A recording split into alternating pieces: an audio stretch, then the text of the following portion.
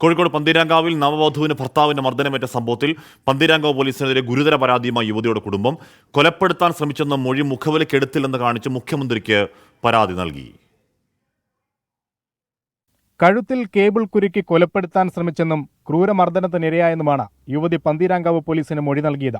ഈ മൊഴി പോലീസ് ലാഘവത്തോടെ കണ്ടെന്നാണ് ആരോപണം. ദേഹത്തെ പരിക്കുകളും പരിശോധിച്ചില്ല. പ്രതി രാഹുലിനെ സ്റ്റേഷനിലേക്ക് വിളിച്ചു വരുത്തിയെങ്കിലും ചോദ്യം ചെയ്യാതെ വിട്ടയച്ചെന്നും മുഖ്യമന്ത്രിക്ക് നൽകിയ പരാതിയിലുണ്ട്. സ്റ്റേഷനിൽ മോശം പെരുമാറ്റം നേരിടേണ്ടി വന്നെന്നും യുവതിയുടെ പിതാവ്. ഇത്രയും ക്രൂരമായ കൃത്യം ചെയ്ത ഇവന് റിമാൻഡ് ചെയ്യാൻ പോലും സാധിച്ചില്ല എന്നുള്ളത് എന്താണ് എന്ന് എനിക്ക് മനസ്സിലാകുന്നില്ല.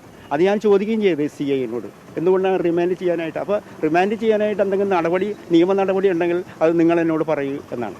രാഹുലിനെയും മാതാവിനെയും സഹോദരിയെയും എതിർകക്ഷികളാക്കിയാണ് മുഖ്യമന്ത്രിക്ക് നൽകിയ പരാതി. ഗാർഹിക പീഡന പരാതിയായതുകൊണ്ട് SP നിർദ്ദേശമില്ലാതെ അറസ്റ്റ് ചെയ്യാനാവില്ലെന്നാണ് പന്തീരാങ്കാവ് പോലീസിന്റെ നിലപാട്. 24 കൊച്ചി.